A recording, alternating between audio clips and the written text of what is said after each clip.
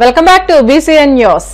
భారీ వర్షాలకు దెబ్బతిన్న రబీ ధాన్యాన్ని తడిసిన ముక్కి రంగు మారి తేమ ఉన్న ధాన్యాన్ని వెంటనే ఎటువంటి ఆంక్షలు లేకుండా ప్రభుత్వం కొనుగోలు చేయాలని ఉండి నియోజకవర్గ వైసీపీ ఇన్ఛార్జ్ పీవీఎల్ నరసింహరాజు డిమాండ్ చేశారు. పశ్చిమ గోదావరి జిల్లా ఆకువీడు మండలం చెరుకుమిల్లి గ్రామంలో వర్షాలకు దెబ్బతిన్న ధాన్యాన్ని పీవీఎల్ పరిశీలించారు. ఈ సందర్భంగా ఆయన మాట్లాడుతూ ప్రభుత్వం సకాలంలో సంచులు ఇవ్వకపోవడంతో రైతుల వద్ద ధాన్యం వర్షాల బారిన పడిందని అన్నారు. తక్షణమే ప్రభుత్వం స్పందించి రైతుల వద్ద ధాన్యాన్ని కొనుగోలు చేయాలని ప్రభుత్వాన్ని కోరారు.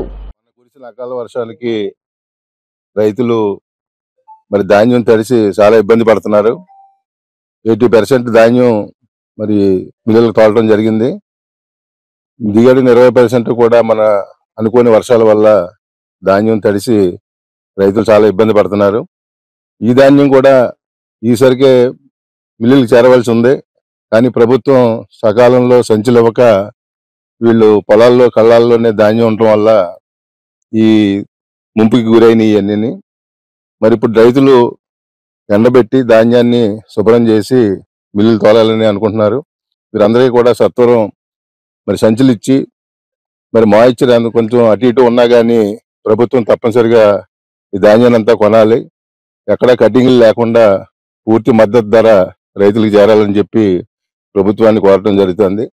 మరి జగన్ గారి ప్రభుత్వంలో ఇలాగ ఎప్పుడైనా అకాల వర్షాలు వచ్చి ధాన్యం పాడైన ఒక్క గింజ కూడా వదలకుండా ముక్కొచ్చినా పాయ వచ్చినా ఏదొచ్చినా కానీ తప్పనిసరిగా ధాన్యం అంతా కొన్నాం. మరి ఈ ప్రభుత్వం కూడా వెంటనే ఎవరైతే ఈ వర్షాలకి ధాన్యం తడిచి ఇబ్బంది పడుతున్నారో వాళ్ళందరికీ ఇమీడియట్ గా సంచులు సప్లై చేసి ఈ ధాన్యాన్ని అంతా తీసుకుని పూర్తి మద్దతు ధర రైతులకు అందజేయాలని కోరుకుంటున్నాం.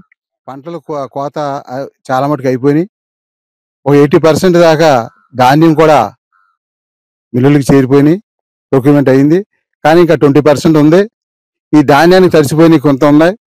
ఆ దాని గురించి కొద్దిగా చితుకవుతుందని రైస్ మిల్లర్ కొద్దిగా ఇబ్బంది పెడతాం జరుగుతుంది.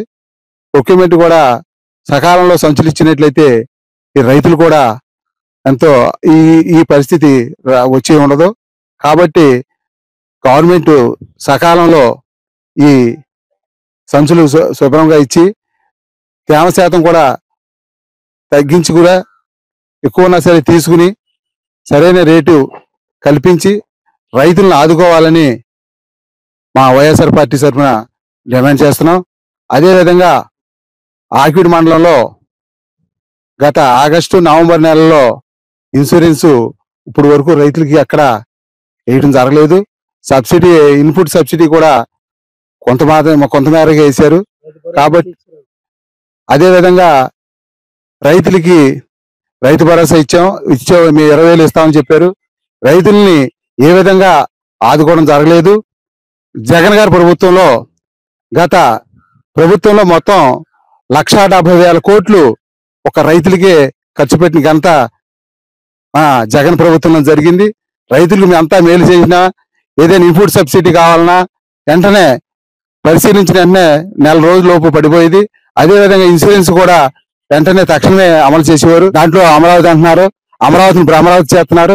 కనీసం ఏ భ్రమరావతి చేసుకున్నా మీరు ఆ రైతులను ఆదుకోవాలని ఆకివీడు మండలం తరఫున నొక్కి ఒక్క నుంచి చెప్తున్నాం. మీరు రైతు భరోసా అన్నారు, లేకపోతే ఇంకోటి అన్నారు, ఏది చేయలేకపోతున్నారు. మీరు మా రాజారెడ్డి రెడ్డి గారు అనేక రకాల పనులు చేశారు. ఆయన నాన్నగారు బోల్డ్ పనులు చేశారు. మీరు రైతులు తడిసిన ధాన్యం కూడా యాక్షన్ తీసుకొని కొనుగోలు చేయాలని చెప్పి మరీ కోరుతున్నాం. పశ్చిమ గోదావరి జిల్లా కాళ్ళ మండలం కాలకూరు గ్రామంలో వేంచేసి ఉన్న స్వయంభూ శ్రీ వెంకటేశ్వర స్వామి వారి సప్తాహ్నిగా తిరు కళ్యాణ మహోత్సవాలు మంగళవారం ఘనంగా ప్రారంభమయ్యాయి. ఈ నెల 14వ తేదీ వరకు స్వామివారి కళ్యాణ మహోత్సవాలు నిర్వహిస్తామని ఆలయ కార్యనిర్వహణాధికారి ఎం అరుణ్ కుమార్ మీడియాకు తెలిపారు. గురువారం రాత్రి 8 గంటలకు స్వామివారి కళ్యాణ మహోత్సవ కార్యక్రమంలో MLA deputy speaker Raghurama Krishnaraju, Ramadevi దంపతులు పాల్గొంటారని తెలిపారు.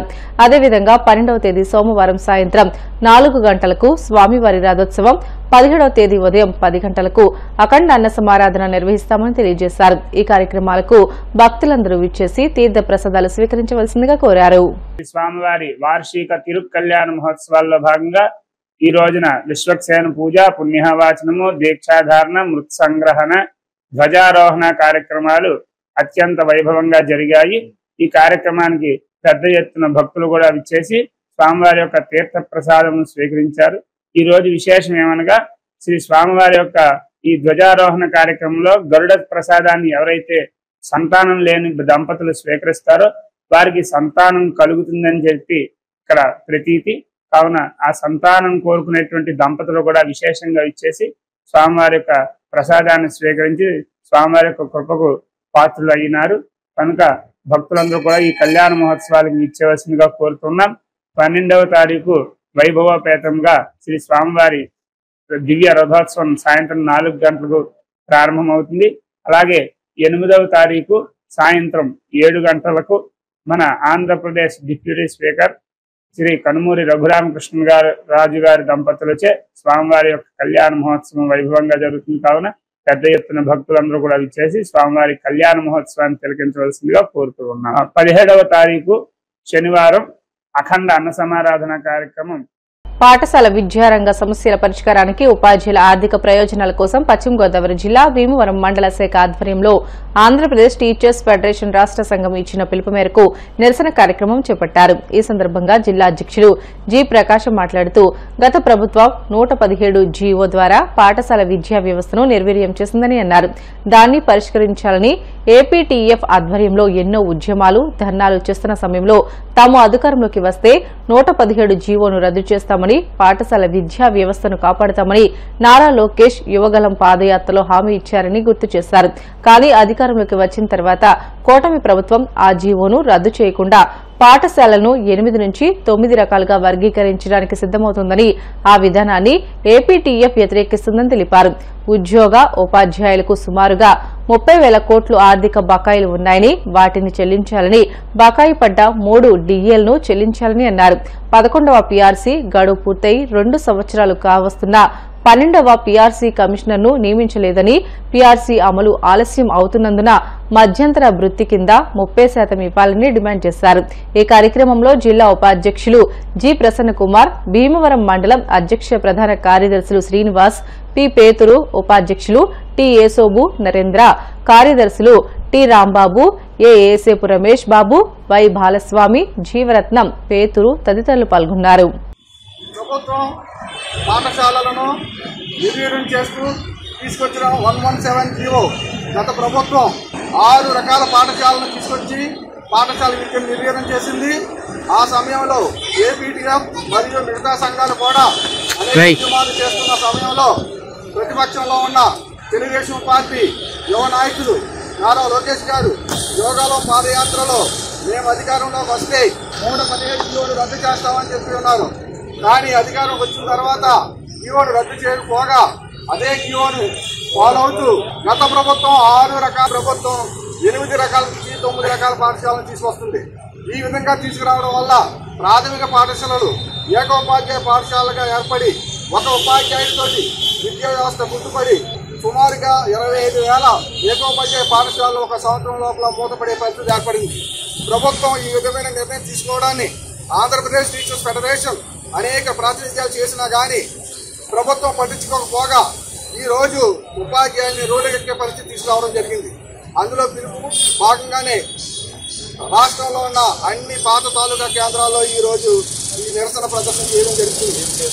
అదేవిధంగా రాష్ట్ర ప్రభుత్వం ఉద్యోగ ఉపాధ్యాయులు కూడా ప్రభుత్వం పరిపాలనకు వచ్చే సంవత్సరం అయినా ఆర్థిక ప్రయోజనాలైన డిఏ కానీ పిఆర్సీ కానీ పాత బకాయిలు కానీ ఏమి ఇవ్వకపోవడం వల్ల కూడా నిరసన తెలియజేస్తూ ప్రభుత్వం పట్టించుకుని ఉపాధ్యాయులు ఉద్యోగుల సమస్యలు పరిష్కరించాలని చెబుతూ ముఖ్యంగా ప్రభుత్వ పాఠశాలను రక్షించే విధంగా గతంలో ఏ విధంగా అయితే ఉన్నాయో 3 రకాల పాఠశాలలు ప్రాథమిక పాఠశాల, ప్రాథమికోన్నత పాఠశాల, ఉన్నత పాఠశాలలో కొనసాగించాలని ప్రతి ప్రాథమిక పాఠశాలలో 5 తరగతులు ఉంచి 2 ఉపాధ్యాయులు మినిమంగా ఉంచాలని చెప్పేసి ప్రతి యూపీ స్కూల్లో స్కూల్ అసిస్టెంట్ తోటి చెప్పించాలని చెప్పి ప్రతి హై స్కూల్లో కూడా హెడ్ మాస్టర్ ఈడీ స్కూల్ అసిస్టెంట్తో పెట్టి ప్రభుత్వ పాఠశాలను బలోపేతం చేయాలన్న ఒకే ఒక ధ్యేయంతో ఆంధ్రప్రదేశ్ టీచర్స్ ఫెడరేషన్ ఈ యొక్క నిరసన తెలియజేస్తుంది.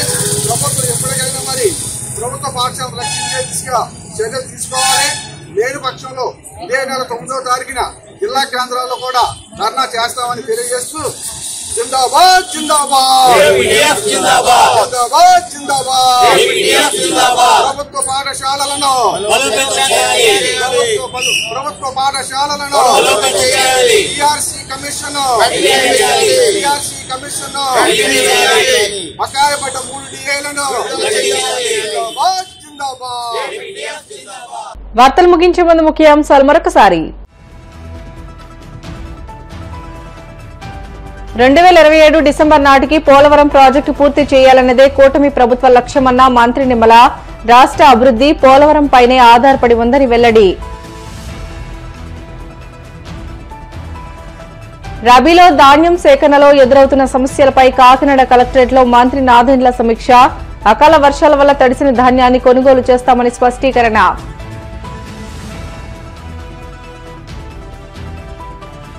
భగీరథుని కఠోర శ్రమ దీక్ష మరువలేనిది. గాజువాక దుర్గానగర్లో భగీరథుని విగ్రహ ఆవిష్కరణ కార్యక్రమంలో పాల్గొన్న మంత్రి సవిత.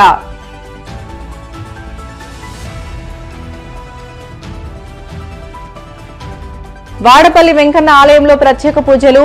మంగళ వాయిద్యాల నడుమ శ్రీ స్వామి అమ్మవార్లకు మేల్కొలుపు సేవ, ఐశ్వర్య లక్ష్మి హోమం. ఇవి ఇప్పటి వరకు బులెటిన్లోని అప్డేట్స్. మరిన్ని వార్తల కోసం BCN digital YouTube channel, Facebook పేజీని ఫాలో అవ్వండి. అప్డేట్ వార్తల కోసం ప్లీజ్ డూ సబ్స్క్రైబ్.